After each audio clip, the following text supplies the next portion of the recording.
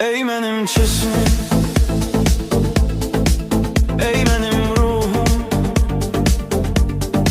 sebebi bilinmeyen, nedense sönmeyen alov var, hiç vaxt dinmez. Ey benim sevincim,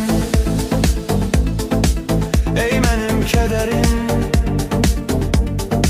duyularım, hislerim, hayatımı ilgilendiren ağ ve kara rengim.